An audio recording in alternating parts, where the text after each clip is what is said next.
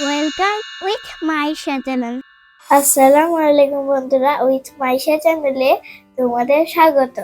বন্ধুরা, আজকে আমরা প্রাথমিক বিজ্ঞান চতুর্থ শ্রেণী পড়ব। অধ্যায় 1, জীবের বৃদ্ধি ও প্রজনন। বন্ধুরা, আজকে আমরা জীবের বৃদ্ধি ও প্রজনন অর্থাৎ এক অধ্যায়ের 1 থেকে আমরা 5 পৃষ্ঠা পর্যন্ত 5টি প্রশ্নের উত্তর এবং 3টি খালি ঘর পড়ব। তো চলো বন্ধুরা, খালি ঘর এবং প্রশ্নের উত্তরগুলো দেখার জন্য আমরা খাতাটা বের করি। এগুলো আমি আগে থেকে খাতায় তুলে রেখেছি। পৃষ্ঠা 1, সংক্ষিপ্ত প্রশ্ন। বীজের অঙ্কুরোদ্গম কি? বীজ থেকে নতুন চারা জন্মানোর প্রক্রিয়াই হলো অঙ্কুরোদ্গম।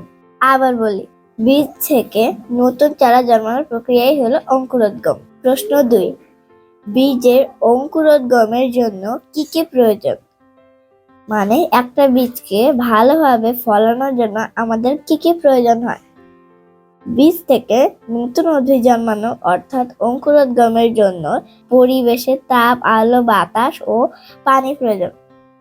মানে বীজ থেকে নতুন উদ্ভিদ জন্মানো অঙ্কুরোদ্গমের জন্য পরিবেশের ফলানোর জন্য আমাদের তাপ, আলো, বাতাস ও পানি প্রয়োজন হয়। প্রশ্ন 3, উদ্ভিদের বৃদ্ধির জন্য কি কি প্রয়োজন?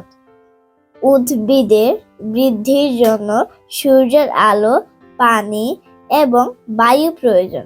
প্রশ্ন 4, সপুষ্পক উদ্ভিদের কি হতে কি হয়? উত্তর, সপুষ্পক উদ্ভিদের ফুল হতে ফল ও বীজ হয়। প্রশ্ন 5, কুঁড়ি অবস্থায় কি কি অংশ রক্ষা করে? কুঁড়ি অবস্থায় বৃতি ফুলের অন্যান্য অংশকে রোদ, বৃষ্টি ও পোকামাকড় থেকে রক্ষা করে। খালি ঘর পূরণ। বীজ থেকে নতুন চারাগাছ জন্মানোর প্রক্রিয়াই হলো অঙ্কুরোদ্গম। 2, উদ্ভিদের বেঁচে থাকা ও বৃদ্ধির জন্য পুষ্টি ও শক্তি খাদ্য থেকে আসে।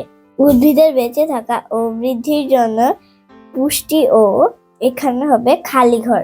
2 নম্বর প্রশ্নের উত্তর শক্তি বলবে। এখানে আমি নিচে আন্ডারলাইন করে নিয়েছি তোমাদের বোঝার সুবিধার জন্য। প্রশ্ন 3, খাদ্য থেকে খাদ্য গ্রহণ করে উদ্ভিদ ধীরে ধীরে ছোট থেকে আন্ডারলাইন করে আমি খালি ঘর উত্তর এসেছে বড়। খাদ্য গ্রহণ করে উদ্ভিদ ধীরে ধীরে ছোট থেকে বড় হয়। বন্ধুরা, আজকের মতো এখানে শেষ করছি। সবাই ভালো থেকো, সুস্থ থেকো। পরবর্তী ভিডিওতে আবার দেখা হবে। আল্লাহ হাফেজ।